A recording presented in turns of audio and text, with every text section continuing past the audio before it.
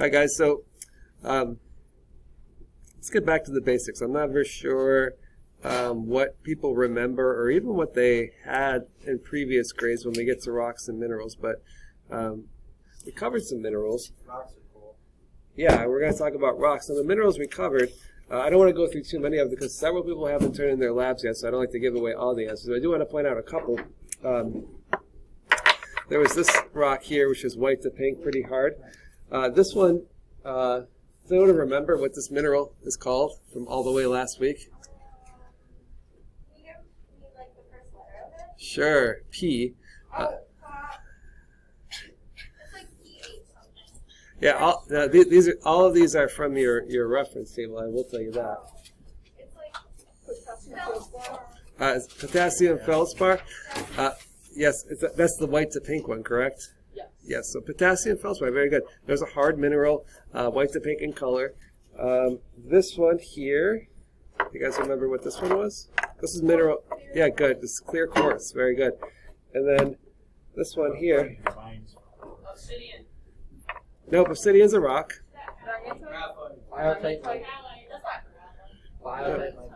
Nope, this one's not mica because it's not flexible in thin sheets. But no, halite is a clear mineral. So this one was a hard mineral. Several people had a hard time finding it, but one thing I said is, hey, the color is really consistent in this one. So this one is going to be amphibole, or sometimes it's called hornblende. Yeah, amphibole is the proper name for it that we've been using. So I brought these three out because these are pretty common minerals. I'm going to go back to the rock that I found, walking through Alaska. I don't remember anything special being about this rock. I just remember there was a lot of other rocks that looked like it. And as I was walking, for one reason or another, it caught my eye, picked it up, and made it into my suitcase on the way home, and here it is. But one thing about this rock that I will point out to you is that you can now see some of the minerals that might be in this rock just by looking at it, right? So I knew when I picked up this rock that there was feldspar in it. There's potassium feldspar. I just knew because I already knew about minerals. But I didn't have to be an earth science teacher to know those things. You just have to know a tiny bit about some of the common minerals that are found around here. These little white spots here, I'm pretty sure, are quartz. Pretty sure about that. And then these little black specks in there, pretty sure we're looking at amphibole. So minerals make up a rock, right? So what makes a rock and mineral different is that if I take this mineral and split it in half, all I'll have is that of one side is feldspar and the other side is feldspar. And that's it. If I split this rock in half, depending on which half I'm looking at, I might get different percentages of the minerals in there. So this one might have more feldspars, these might have more quartzes, but I would have different percents than what would be over here. So these ones might have more of the dark colored minerals in there. Yep, give me 1 second. Questions about how minerals make up a rock? And that these minerals are probably in this rock. These are pretty recipe you got there. Yeah, these minerals are easy to grab because these ones make up a lot of what we find. These are very, very prominent in the Earth's crust. So a lot of the rocks have some combination of these and some other ones that you'll see today in it. So we classify rocks based on how they're made. So the first group we're going to take a look at are rocks that are made by, what do you see up there, Maddie? A volcano. Good. So these are rocks made by volcanoes. It's the first group that we want to look at. We call rocks from volcanoes igneous rocks. And we separate them based on a couple things. One is a pretty straightforward thing. Let's pretend that this is the inside of a volcano and that we can see inside of it. So this is the neck, or some people call it the vent of the volcano. Then we'll make this some lava that spilled outside the volcano. So one way we classify rocks is where were you made.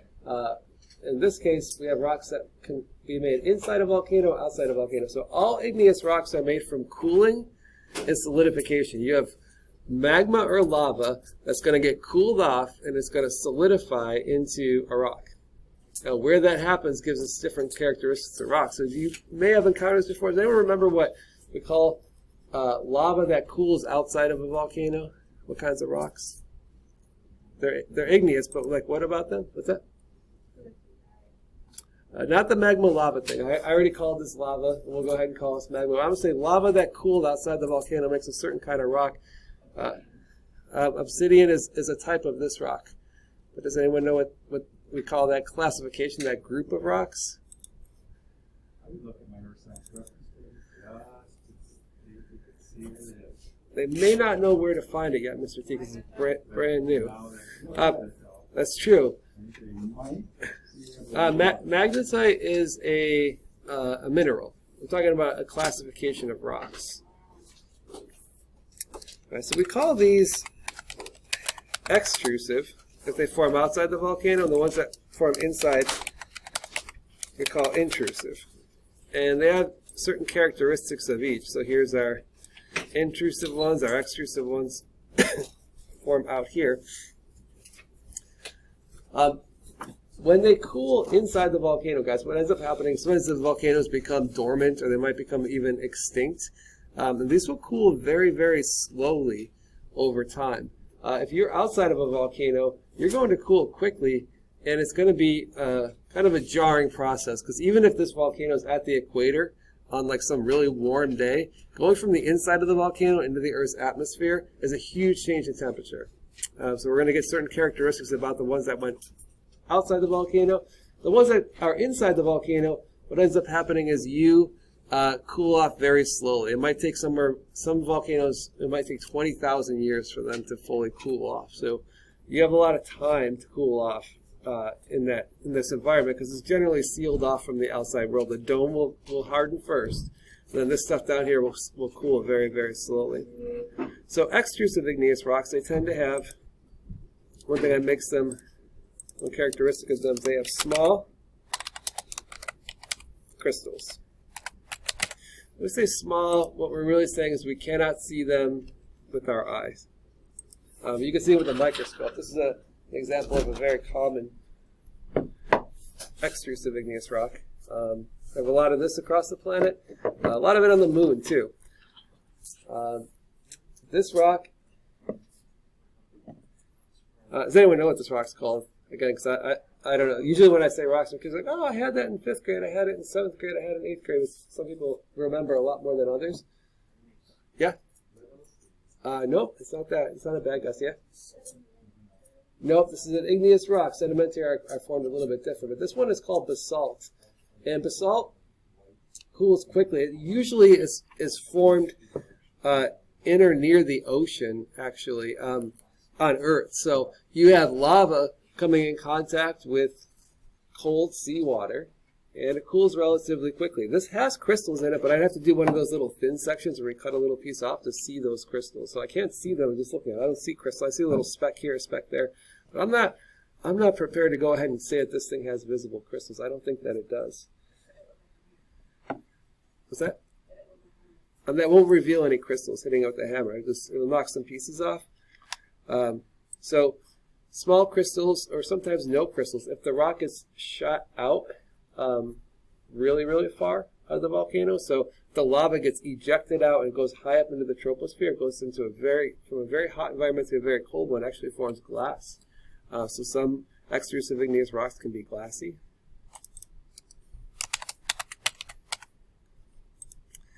And another thing about these is they can also be, I still like where that was. They can also have gas pockets, which in earth science we call this vesicular.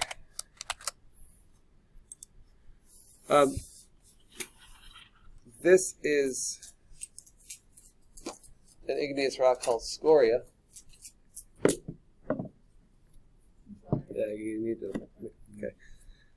Okay. Did you say that was intrusive or extrusive? This would be a intrusive. I did say. No, I didn't say. I said it's scoria.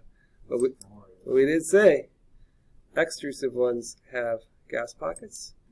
So this one here, nothing that unique about this rock except for the fact that it's vesicular, aka it has gas pockets. And what a lot of things come out of a volcano besides lava.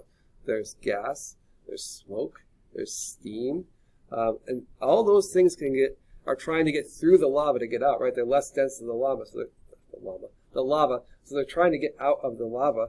And if this thing cools fast enough, those gases don't escape and they get trapped inside of there. I mean, obviously these gases have escaped, but if I were to cut this in half, we'd be releasing some gases that were in the volcano and have been in there since it erupted because they're stuck inside the rock because it's hardened before they could get out.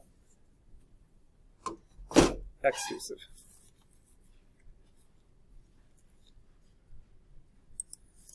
So that leaves us with our intrusive ones. The intrusive ones, they have characteristics that are unique to them as well. So one of them is they have large crystals. Again, when we say large, generally this means that we can see them without using a microscope. This is an intrusive igneous rock. And you can see that there are big crystals in there. I mean, here's my fingers for scale. I can see, I don't need a microscope. I can see speckles of crystals. I can see that they're in there. This rock here actually has in it, this one, a lot of this one. And actually, believe it or not, a fair amount of this one, though you might have to train your eye a little bit to see it. But these same minerals are in this rock that were in this rock. But this rock is not an igneous rock. I'll tell you that. This one is. So again, same minerals, same ingredients in the stew. We just kind of made a different dish out of them, right? So you can see crystals in it. These cool very, very slowly. So I want to add that over here. About here.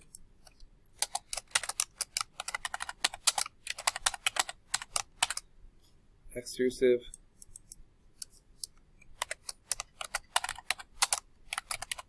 Cool quickly. Oh, I see. Like, what did I miss?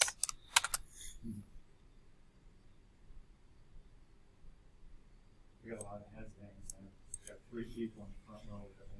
Gives it away because as far as environmental formation, the extrusive actually have a little more going on as far as like gas pockets. Are they glassy?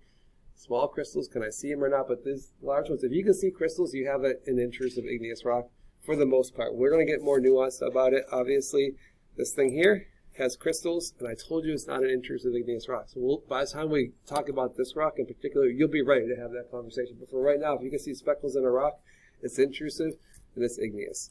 The other way that we manage these is what minerals they're made of. So some are lighter and some are darker.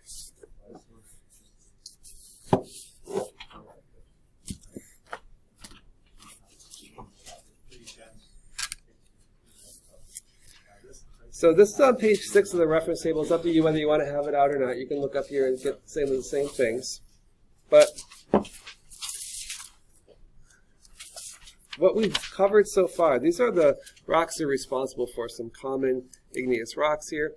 So you got obsidian, pumice. These are the names of the rocks in bold here. One way they separate them is just like this. This up here are your extrusive igneous rocks. So none of these are going to have big crystals. And then these down here are your intrusive igneous rocks. So these are going to have large crystals. But then there's also something, well, before we move on to that, guys, you can see that there's some more information over here. They're telling you the texture of it. This starts to matter quite a bit for rocks. We're going to keep talking about texture, and texture changes from igneous to sedimentary to metamorphic. But an igneous rock, texture really relates to crystal size. So the glassy rocks are right here. The fine, this means you can't see it with your naked eye, but they're not glassy. That's all fine. That basalt I showed you is fine. It's not glass, but you can't see the crystals with your naked eye. Down here is coarse, which means they're big. You can see them with your naked eye. That rock I showed you with the speckles, that's coarse grained. Very coarse means they're giant, giant crystals. We only have one of those. The other way they separate these is by the minerals that make them up. So down here you have a little swirly chart of some minerals here. And how this works is these rocks have these minerals in it. These ones in the middle have those minerals in it. And these ones over here have these minerals in it. This guy here only has a couple minerals.